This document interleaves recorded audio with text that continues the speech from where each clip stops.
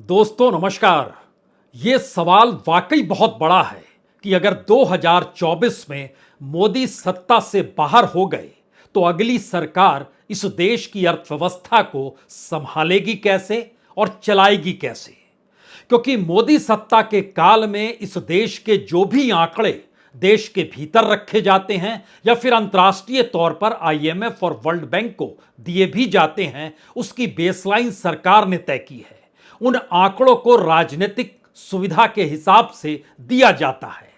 भारत की growth rate हो, भारत का बाजार हो, भारत के डेवलपमेंट का सवाल हो, भारत के इंफ्रास्ट्रक्चर का सवाल हो, लेकिन इन सब से हटकर भारत के मानव संसाधनों का जो सवाल होगा, यानी लोगों का सवाल, उनकी जिंदगी इस दौर में जिस तरीके की है और जो उपलब्धियां सरकार लगातार बता रही है, अगर उसमें जमीन आसमान का अंतर है तो यह सवाल तो जरूर गूंजेगा कि वाकई अगली सरकार के सामने चुनौती बहुत बड़ी होगी।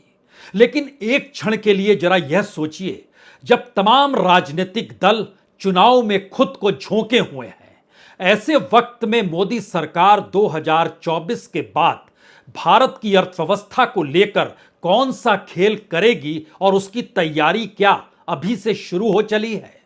यानी 2014 के बाद से इस देश में जो भी सरकारी कंपनियों को कौड़ियों के मोल बेचा गया या फिर जिसकी भी कीमत इस देश के भीतर अपने कॉरपोरेट मित्रों के आश्रय मोदी सत्ता ने लगाई, उसमें राजनीतिक सवाल लगातार गूंजते चले गए और यह सवाल धीरे धीरे बड़ा होता चला गया कि सरकार अब कुछ भी अपने हिस्से का रखना नहीं चाहती है।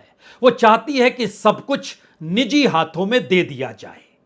तो क्या वाकई 2024 के बाद की तैयारी मोदी सत्ता कुछ इस तरीके से करने में जुट गई है, जिसके बाद जो स्थिति इस देश के भीतर में तमाम सरकारी संपत्तियों को लेकर, तमाम संस्थानों को लेकर और यहां तक कि सरकारी बैंकों को लेकर भी जो होंगे, वह ना सिर्फ चौंकाने वाले हैं बल्कि उसकी तैयारी किस रूप में कैसे इस दौर में खड़ी हो चली है। और क्या मोदी सत्ता ये मानकर चल रही है कि 2024 में जब वो लौटेंगे तो जो इकोनॉमी अभी तक निजीकरण के आश्रय चलाने की उसकी सोच थी, उसमें अभी तक रफ्तार आ नहीं पाई है, लेकिन 2024 के बाद एक ऐसी रफ्तार इस देश में आएगी जैसा सेल आपने कभी नहीं देखा होगा।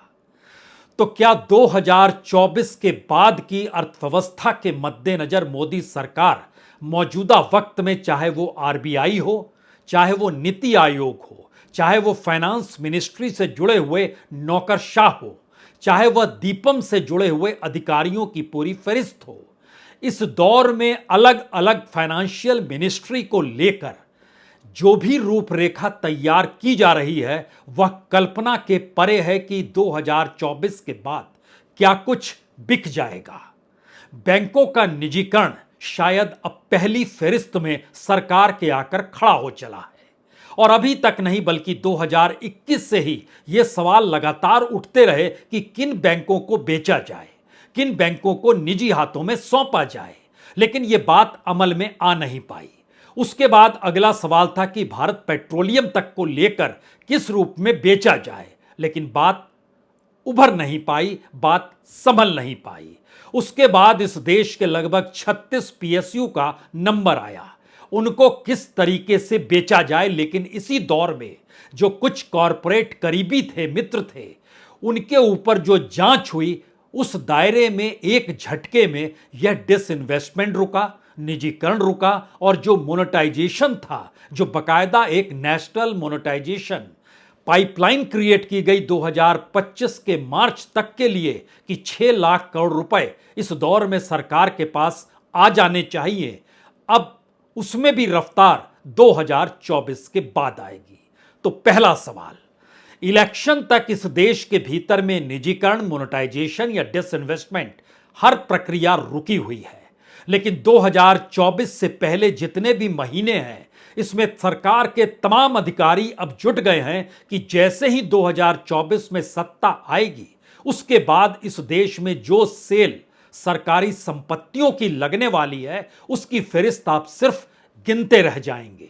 और उसके दायरे में पहला नंबर बैंक का क्यों होगा और क्यों होने की जरूरत है, और बैंक की बुक इस दौर में क्यों ठीक की गई, इतना माफी पैसे का क्यों किया गया, जिसको बट्टे खाते में पैसा डालना कहते हैं या रिटर्न ऑफ कहना कहते हैं। इन सारे दस्तावेजों के मद्देनजर हमें लगता है कि आज एक एक पन्ने को जरा समझने की कोशिश कीजिए। शुरुआत हम बैंक से करना चाहते हैं, क्योंकि बैंकों को बेचने के लिए सरकार तैयार है, और सिर्फ उसे अब यह समझ में आ गया है कि जो अमेंडमेंट करना है बैंकिंग कंपनीज के दायरे में acquisition and transfer of undertaking act 1970 और 1980, उसके बाद फिर कैबिनेट को डिसीजन लेना, और यह सब कुछ 2024 में चुनाव जीतने के बाद तुरंत हो जाएगा। लेकिन उससे पहले जो बैंक में काम करने वाले लोग हैं वह एक बात समझ लें, या जो सोचते हैं कि जब निजी हाथों में बैंक चला जाता है तो उसके बाद शानदार तरीके से काम होता है, तो एक क्षण के लिए जरा यह समझ लीजिए, इस देश के भीतर बैंकिंग से जुड़े हुए लोगों की जो नौकरियां थी, उन नौकरियों में लगभग 4.5 लाख नौकरियों की कमी आ गई। सरकार ने जो इस दौर में मर्जर किया, और अब जब प्राइवेट दिशा में वो बढ़ेगी तो उसके बाद किस स्थिति में इस देश के भीतर नौकरियों का सवाल होगा, यह एक सवाल है। दूसरा एक और सवाल है इसके साथ जुड़े हुए, पीएसयूज का भी। उसके भीतर भी कितनी नौकरियां कम हो गई, उसकी तादाद तकरीबन 3.5 लाख है इन 9 बरस के भीतर में। यानी बढ़ती हुई नौकरी नहीं है, घटती हुई नौकरियां हैं। तो बहरहाल 2020-21 का जब बजट रखा जा रहा था तो याद कीजिए उस समय आईडीबीआई और जनरल इंश्योरेंस कंपनी को बेचने का जिक्र था। उसके बाद 2 नाम और उभर कर आए, वो सेंट्रल बैंक ऑफ इंडिया था और इंडियन ओवरसीज बैंक था। अब टारगेट इस रूप में है जिसमें फाइनेंस मिनिस्ट्री से जुड़े हुए अधिकारी, नीति आयोग से जुड़े हुए अधिकारी और आरबीआई के डायरेक्टर्स की जो पूरा बोर्ड है उससे जुड़े हुए अधिकारी ये देख रहे हैं, तय कर रहे हैं कि दरअसल अब बेचने की दिशा में बढ़ना है, और इसमें जो आने वाले वक्त में बैंक बेचे जाएंगे उसमें जो छोटे बैंक हैं जिनकी पोजीशन अच्छी है, और खुद आरबीआई जब ये कहने लगता है और बैंक कहने लगते हैं कि देखिए एनपीए पहले की तुलना में उसका परसेंटेज कम हो गया है, तो जरा आप एक क्षण के लिए सोचिए कि जब परसेंटेज एनपीए का कम हो गया, इस दौर में कितना माफी सरकार ने कितने करोड़ों रुपए की दी होगी। क्योंकि खुद आरबीआई का आंकड़ा कहता है कि देखिए एनपीए मार्च 2018 तक 14.6% था, और उसके बाद दिसंबर 2022 तक यह घटकर 15.53% हो गया। कोई भी इस आंकड़े को देखेगा तो कहेगा सही बात सरकार कर रही है, आरबीआई सही बात कर रहा है, लेकिन सवाल है कि जो एनपीए था उसको बैंक की किताब से हटाने के लिए जो रिटर्न ऑफ किया गया 2014 से 2018 तक 7,13,402 करोड़ रुपए माफ किए गए। इसमें पब्लिक सेक्टर के बैंक और शेड्यूल कॉमर्शियल बैंक दोनों को दी गई जो रिटर्न ऑफ की रकम है, दोनों मिलाकर ये रकम है 7,13,402 करोड़, जिसमें से 3,16,507 करोड़ पब्लिक सेक्टर बैंक है और शेड्यूल कॉमर्शियल बैंक का 3,96,895 करोड़ है। अब जब सरकार कह रही है कि नहीं बेचेंगे इसलिए क्योंकि बैंकों की स्थिति ठीक हो गई, तो दरअसल अंतर्राष्ट्रीय तौर पर जो प्राइवेट पार्टीज होती है उन्हें बताना पड़ता है कि देखिए एनपीए बहुत ही कम है और बुक बहुत अच्छी है, तो अब आप इसको खरीद सकते हैं और उसके बाद सरकार उनसे पैसा लेगी। लेकिन जब 5.53% का जिक्र करते हैं कि 18 के बाद से 2022 तक घट के ये इतना आ गया, तो माफी कितनी हुई जरा कल्पना कीजिए कि पब्लिक सेक्टर बैंक से 2018 से 2022 के दिसंबर तक 6,06,509 करोड़ रिटर्न ऑफ किए गए और जो शेड्यूल कॉमर्शियल बैंक हैं वह 8,48,142 करोड़ रुपए रिटर्न ऑफ किए गए। दोनों को मिला दीजिएगा तो 14,54,691 करोड़। यानी पहले फेज में जब 14% था तो माफी दी गई थी 7,13,000 करोड़। दूसरे फेज में जो एनपीए का परसेंटेज कम दिखाया जा रहा है, माफी दी गई है 14,54,000 करोड़। तो बैंकों के भीतर परसेंटेज तो कम होगा ही। अब उसकी जो पूरी की पूरी कमेटी अपने तौर पर क्रिएट कर रही है, उसमें छोटे बैंक और जिनके रीजनल प्रेजेंस भी दिखाई देते हैं, उसमें सेंट्रल बैंक का जिक्र है, इंडियन ओवरसीज बैंक का जिक्र है, यूको बैंक का जिक्र है। और ये सारी बातें आ रही हैं कि इस रूप में सरकार क्या 2024 के बाद एक ऐसी रफ्तार के साथ इस देश में सरकारी संपत्तियों की सेल लगाने वाली है, जिसको चाहे वो खरीद ले, अगर जिसके पास पैसा है। तो इकोनॉमी और 5 ट्रिलियन का सपना जो देखा जा रहा है, उसके पीछे यही वो इकोनॉमी है।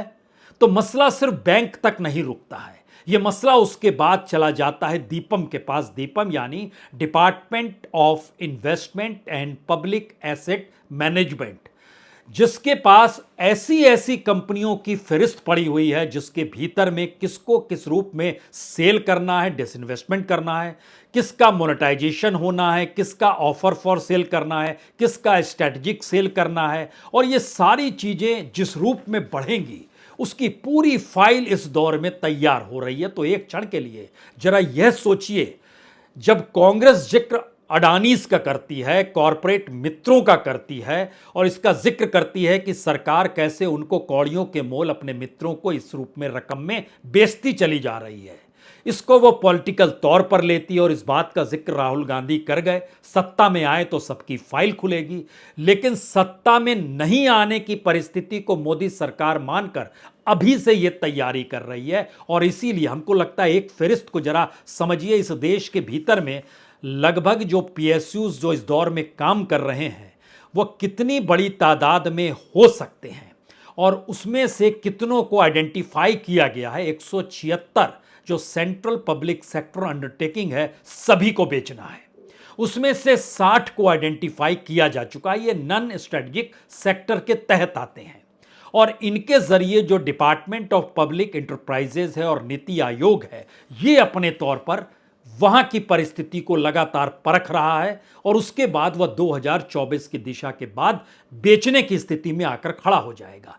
इससे पहले जो नवरत्न की भी कंपनियां थी, उनको भी बेचने का जिक्र था। उसमें एक कंपनी जैसे कॉन्कोर है, उसको अडानीज खरीदना चाहते थे। कुछ माइनिंग और स्टील से जुड़ी हुई कंपनी थी, इसको वेदांता ग्रुप यानी अनिल अग्रवाल खरीदना चाहते थे।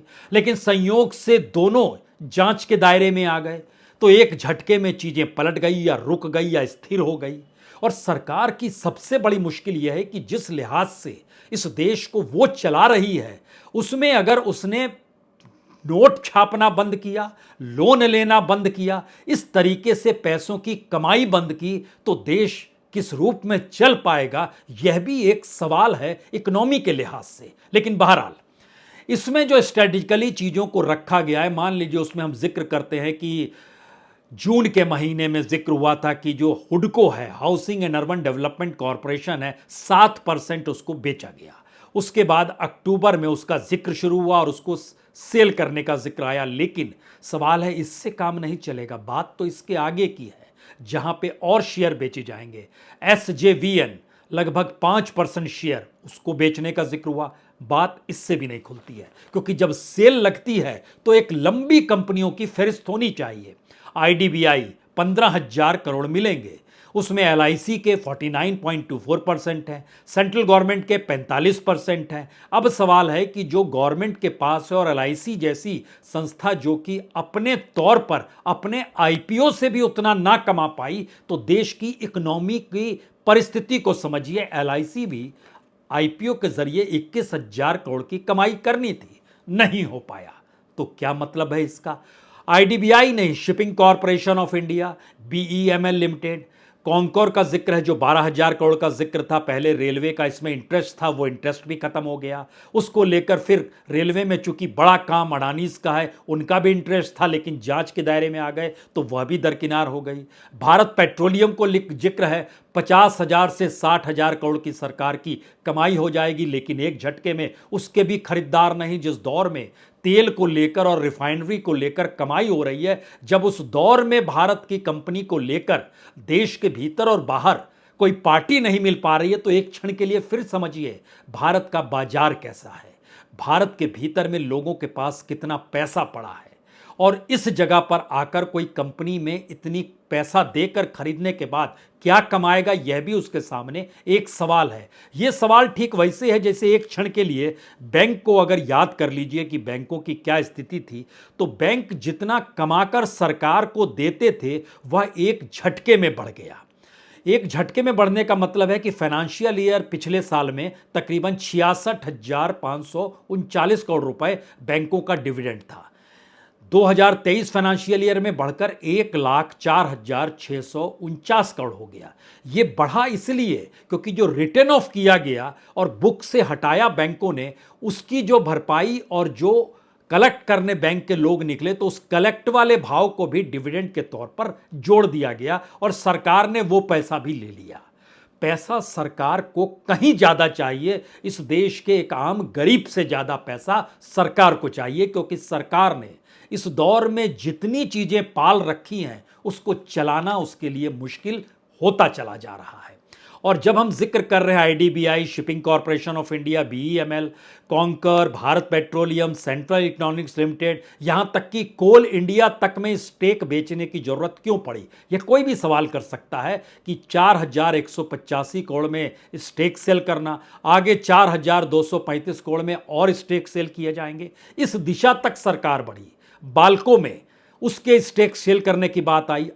आरडीआ यानी Indian renewable energy development agency, इसमें भी स्टेक सेल करने की बात आई। और एयर इंडिया की परिस्थिति बताने की जरूरत नहीं, और एलआईसी के आईपीओ के जरिए कितनी कमाई हुई कितनी कमाई नहीं हुई यह भी बताने की जरूरत होनी नहीं चाहिए।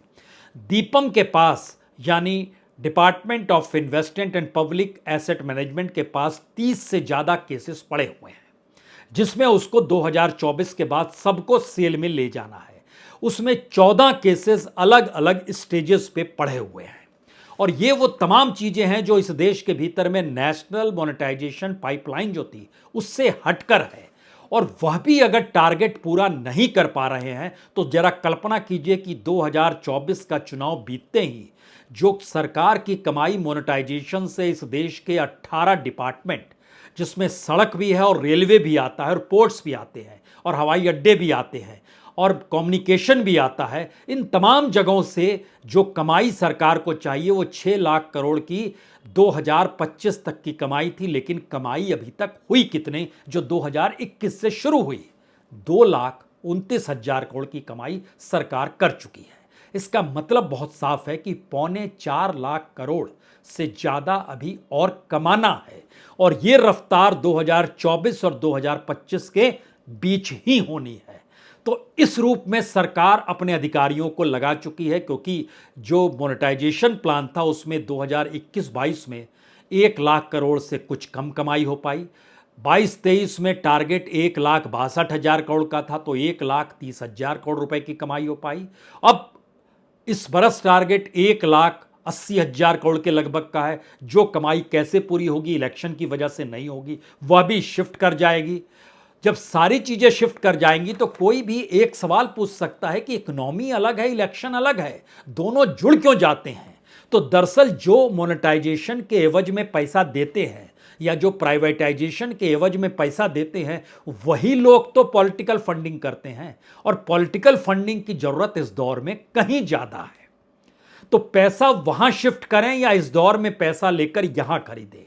तो इंटरनली कुछ अधिकारियों से जब बातचीत कीजिए, वो कहते हैं कि दरअसल इस दौर में जो बड़े कॉरपोरेट, बड़े व्यापारी, बड़े बिजनेस पर्सन जो भारत की सरकारी कंपनियों को खरीदेंगे, जिसको बेचा जाएगा, जिस पे काम इस देश के भीतर चल रहा है, उससे पहले जितनी रकम पॉलिटिकल फंडिंग के तौर पर आएगी उतनी रकम उसमें माइनस कर दी जाएगी, क्योंकि वो तय तो सरकार को करना है, कैबिनेट को डिसीजन लेना है, मुहर लगा देनी और देश के सामने ले जाना और बता देना है कि देखिए ये काम हुआ है। फिर इसमें दिक्कत क्या होगी, कोई दिक्कत नहीं होगी। तो यह इकोनॉमी पॉलिटिकल इकोनॉमी से जुड़कर इस देश के चुनावों के आसरे चल रही है, और विपक्ष चुनाव में खोया हुआ है। उसे लग रहा है वो सत्ता में आ जाएंगे, और इधर तैयारी इस बात की है कि सत्ता में तो हम आ ही जाएंगे, उसके बाद इस देश को चलाने के लिए पैसा चाहिए। तो इस देश के भीतर अभी से नहीं, नेहरू काल से ही जो इस देश में खून पसीने से सींच कर लोगों ने जो पब्लिक सेक्टर को क्रिएट किया, क्यों नहीं उसको भी बेच दिया जाए। हालांकि विरोध के स्तर पर सरकार की रिपोर्ट बताती है कि 5 तरह के विरोध हैं। कर्मचारी विरोध करते हैं, यूनियन विरोध करती है, पॉलिटिशियन विरोध करते हैं, जो उसमें पैसा लगाए हुए होते हैं वह भी विरोध करते हैं, और सरकार कहती है दरअसल इतने ना स्टेक होल्डर्स हैं कि बेच पाना मुश्किल है, इसीलिए हम टारगेट कंप्लीट नहीं कर पाते। और 2020 में देखिए हमने डिसइन्वेस्टमेंट का टारगेट 2,10,000 करोड़ रखा था, लेकिन पैसा कितना आया? सिर्फ 16% पैसा आ पाया। क्यों? क्योंकि तमाम स्टेक होल्डर्स भिड़ गए। तो स्टेक होल्डर्स भिड़ जाते हैं, इस वजह से चीजें होती हैं, या इस देश की इकोनॉमी को बैलेंस किए हुए, समाज को बैलेंस किए हुए जो पब्लिक सेक्टर काम कर रहा था वह एक झटके में मोदी काल में 2014 के बाद से स्थितियां नाजुक हो गई। क्योंकि पीएसयूज में 2014 का आंकड़ा बतलाता है कि 17,30,000 लोग काम कर रहे थे। 2023 का आंकड़ा बतलाता है कि पीएसयूज में ये घटकर तकरीबन 12.5 लाख हो गए, यानी लगभग 5 लाख के लगभग कुछ कमी आ गई। ये रफ्तार है नौकरियों को जाने की, या उसको जब आप सेल कर देते हैं तो उसके बाद? तो जरा कल्पना कीजिए कि जो सेंट्रल पब्लिक सेक्टर अंडरटेकिंग 176 हैं जिसको बेचा जाना है, और उसमें से मान लीजिए 60 को आइडेंटिफाई किया जा चुका है, तो इसको भी जब सेल किया जाएगा तो एवरेज इसके भीतर में से भी तकरीबन 90,000 से 1.5 लाख के बीच में लोगों का काम छिन जाएगा। तो फिर सरकार क्या पैसा कमाने के लिए है और उस कमाए हुए पैसे से अपने आप को चलाने के लिए है? और क्या यह सेल जब खुलेगी 2024 के चुनाव के बाद तो इस देश के भीतर में मुश्किल भी आएगी क्या? क्योंकि अलग अलग राज्यों में भी केंद्र सरकार की जो यूनिटें हैं, यानी भारत सरकार की जो यूनिटें हैं, यानी जो पब्लिक सेक्टर में आता है, मान लीजिए उसमें एक्सपोर्ट क्रेडिट गारंटी काउंसिल के स्टेक बेचने का सवाल आ जाए, या फिर एनआईएनएल स्टील प्लांट जो उड़ीसा में है उसको डिपार्टमेंट ऑफ पब्लिक एंटरप्राइजेज और नीति आयोग भिड़ा रहा है कि दरअसल इसको कैसे सेल किया जाए। जो ब्लूमबर्ग की एक कैलकुलेशन निकल कर आती है कि वो तुरंत में 24 का चुनाव खत्म होते ही 1 लाख करोड़ से ज्यादा की सेल हो जाएगी। मैसेज क्या है? मैसेज बहुत साफ है। 2 धाराएं देश के सामने खड़ी होकर चल पड़ी है। मौजूदा वक्त में इस देश की इकोनॉमी से जो खिलवाड़ बीते 9 बरस में हुआ है, उसी इकोनॉमी को संभाले रखने के लिए और 5 ट्रिलियन बनाने का सपना पालकर कॉरपोरेट के आश्रय पूंजी और नेटवर्थ को बढ़ाना, उसके जरिए इस देश की सार्वजनिक उपक्रमों को सेल कर देना और प्राइवेट सेक्टर की इकोनॉमी को देश की हिस्सेदारी से जोड़कर अपने ग्रोथ को बतलाना, एक आइडिया ये है।